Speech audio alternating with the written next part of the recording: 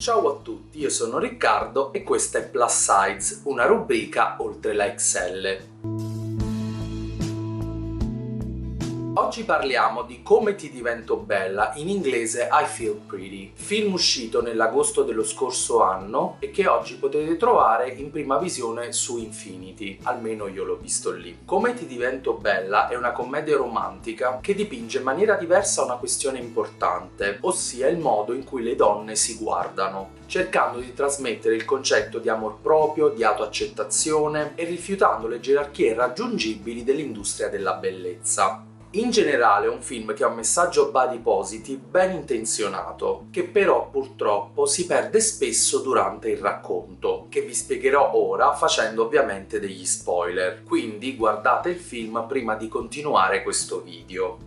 La protagonista è Renée, un'impiegata minore di un'azienda di cosmetici di New York. Si occupa degli ordini del sito web in un seminterrato a Chinatown e lavora quindi lontano dallo scintillante quartier generale, pieno di donne dal corpo e dall'aspetto bellissimo. Renée infatti è una donna grassa che odia il modo in cui appare, arrivando a credere che sia anche quello il motivo per cui nell'azienda non può che ricoprire il ruolo che ha. Durante una lezione di spinning ha una botta in testa ed è lì che avviene uno scambio psicosomatico del corpo, ossia Renée si convince di essere diventata magra e bella. Ora, credo che nessuno guardando questa scena abbia pensato che una donna debba darsi un colpo alla testa per pensare di essere carina. Semplicemente qualsiasi cosa turbasse la mente di Renée, con quel colpo scompare e lei comincia ad avere un'improvvisa fiducia verso se stessa e il suo aspetto, nonostante a tutti gli effetti, resti uguale. E questa nuova prospettiva di vita la porta a provare tutto ciò che era troppo impacciata per provare prima. Ad esempio, una volta che comincia a credere in se stessa, comincia a conquistare gli uomini. C'è quindi un'idea di fondo molto bella, ossia che cambiando i nostri pensieri e riprogrammando le nostre menti, possiamo essere felici come siamo e non percepirci come brutti o inadatti rispetto a ciò che la società definisce come essere belli o essere sexy.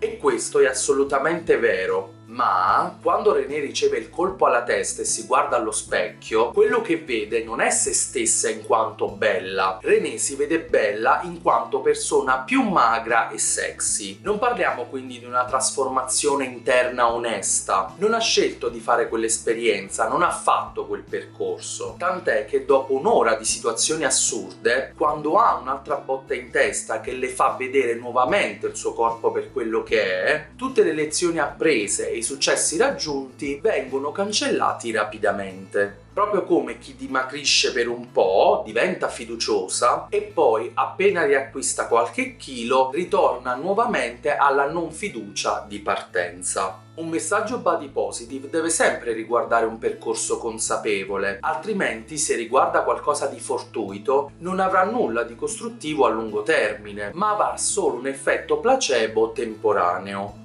Se poi guardiamo a tutti gli episodi che accadono mentre Renée pensa di avere un corpo diverso, il film sostiene che il problema dell'essere grassi non è nel modo in cui gli altri ti guardano o ti giudicano. L'importante è che la persona grassa si piaccia e tutto il resto cambia di conseguenza. Questo però non è così. Il mondo intorno non è così neutrale e la discriminazione nei confronti delle persone grasse non è solo una cosa che esiste nella mente delle persone grasse. Ad esempio, in una scena tutti amiamo la disinvoltura di Renée nel decidere di partecipare ad una gara di bikini, ma sappiamo bene che probabilmente nella realtà non le avrebbero neanche permesso di iscriversi, o sicuramente durante l'iscrizione ci sarebbero state le solite risatine, i soliti "ma sei sicura?". Siccome la trasformazione di Renée avviene solo nella sua testa, quelli che la circondano sono semplicemente confusi dal suo comportamento e questo non vuol dire che imparino qualcosa dal suo nuovo atteggiamento. Molto dell'umorismo del film, infatti, dipende dal fatto che tutte le persone che circondano la protagonista, ma anche noi spettatori,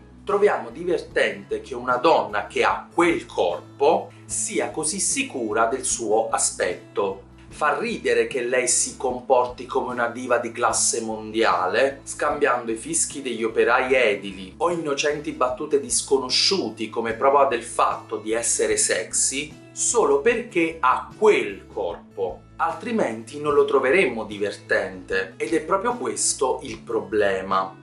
In definitiva, questo film mette in evidenza come sia facile mettere in confronto il proprio corpo con quello degli altri e quanto sia facile sentirsi male nel proprio corpo. Ma non è necessario migliorare l'immagine corporea per cambiare il modo in cui ci vediamo. È più importante invece imparare a riconoscere il proprio valore e la propria forza, e a quel punto non sarà più il nostro peso, il nostro aspetto a farci cambiare il modo in cui ci vediamo, qualunque esso sia o potrebbe diventare.